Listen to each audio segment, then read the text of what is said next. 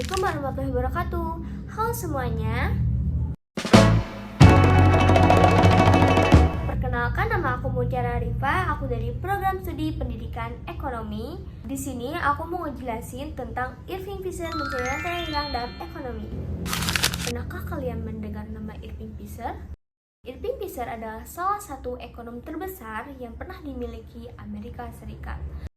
Bahkan ekonom James Tobin pernah menyebut Fisher sebagai ekonom terbesar yang dihasilkan Amerika. Siapa sih Irving Fisher itu?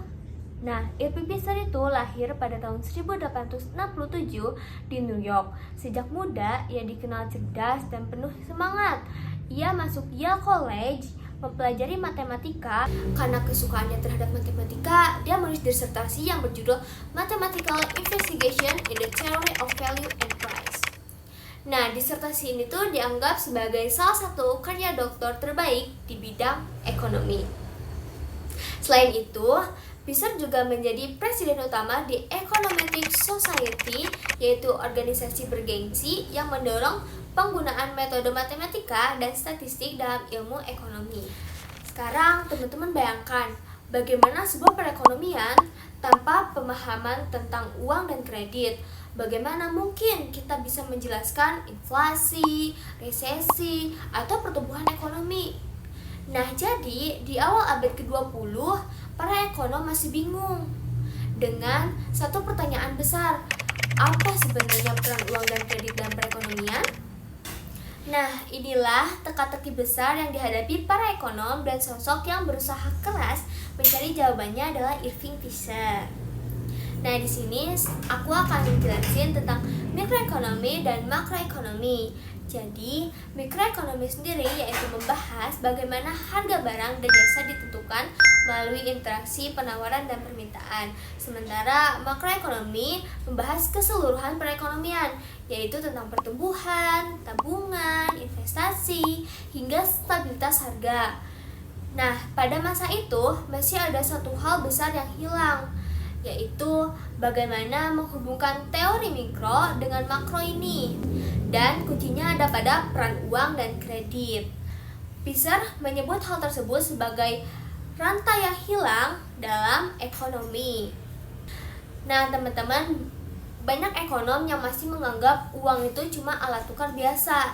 Tetapi bagi Irving Fisher, uang bukan sekedar alat tukar biasa, tapi uang itu adalah darah kehidupan bagi ekonomi. Nah, tanpa pemahaman tentang peran uang dan kredit, kita tidak akan bisa menjelaskan fenomena seperti inflasi, krisis finansial, dan resesi. Nah, di masa itu banyak negara masih menggunakan standar emas dan perak. Artinya, nilai uang ditentukan oleh berapa banyaknya emas atau perak yang dimiliki suatu negara. Nah, emas dan perak tersebut dipilih itu karena apa sih? Nah, emas dan perak tersebut dipilih karena tahan lama, stabil, dan mudah dikenali. Kedengarannya sih stabil ya, tapi kenyataannya sering menimbulkan masalah. Harga emas dan perak bisa naik turun dan menciptakan inflasi, bahkan menimbulkan naik turunnya aktivitas ekonomi secara keseluruhan, atau disebut sebagai lingkaran bisnis. Seiring perkembangan, muncul uang kertas dan sistem perbankan.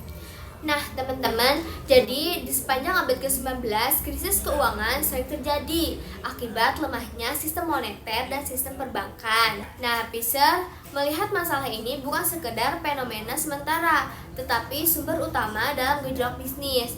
Nah, bagi Irving Fisher, solusinya ada pada pengaturan yang sehat terhadap uang dan perbankan, karena itulah ia disebut sebagai pendiri aliran monetaris. Nah, tapi kehidupan Fisher tidak selalu mulus, teman-teman. Pada usia 31 tahun, ketika karirnya sedang menanjak, ia divonis menderita tuberkulosis, penyakit mematikan pada masa itu. Nah, alih-alih menyerah, Irving Fisher malah memilih gaya hidup yang sehat, yaitu menghirup udara bersih, olahraga, makan bergizi, dan menjauhi rokok serta alkohol.